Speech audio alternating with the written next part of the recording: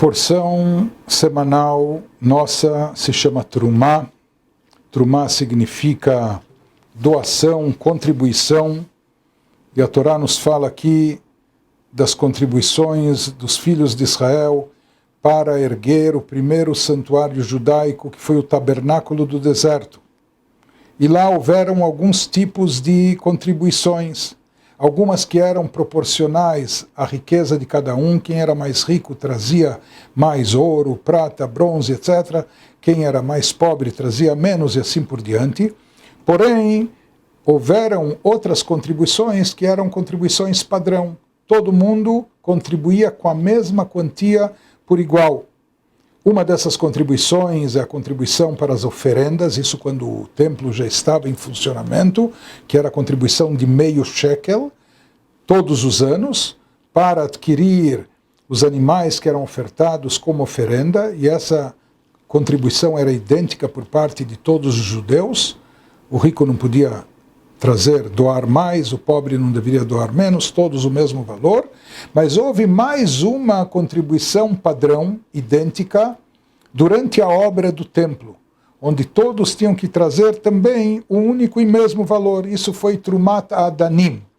Os Adanim eram suportes de prata. Sobre esses suportes, que eram como anéis onde se encaixavam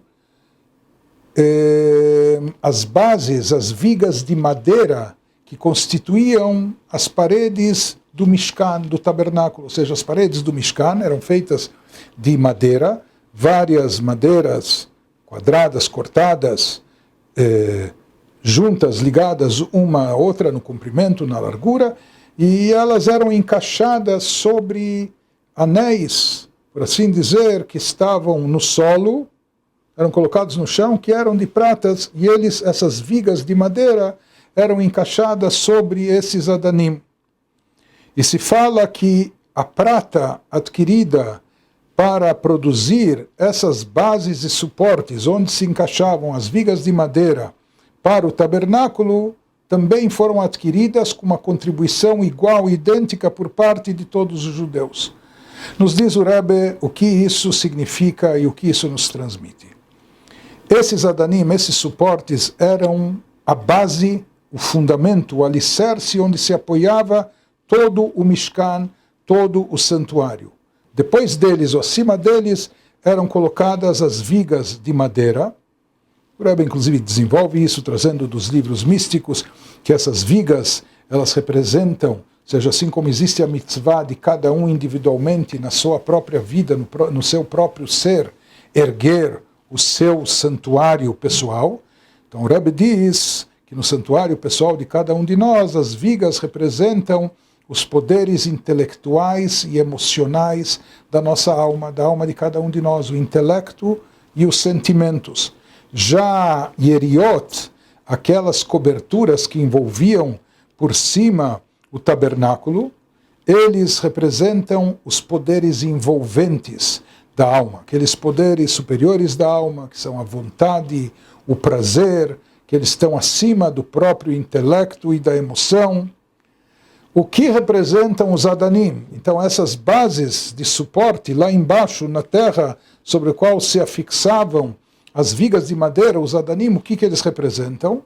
Então, de acordo com os livros místicos, explica o Rebbe, eles representam o sentimento de anulação, a postura de shiflut, de humildade, de bitul, de anulação diante de Deus, de kabbalatol, de subordinação.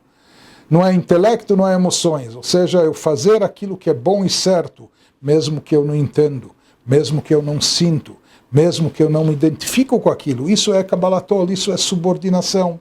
Isso aparentemente é algo que está abaixo do intelecto, abaixo das emoções, com certeza algo que não envolve o prazer ou a vontade, etc. Mas se diz que justamente esse elemento se constituía na base fundamental, no alicerce de todo o santuário. Ou seja, o início de tudo em termos sagrados, espirituais, está fundamentado em quê?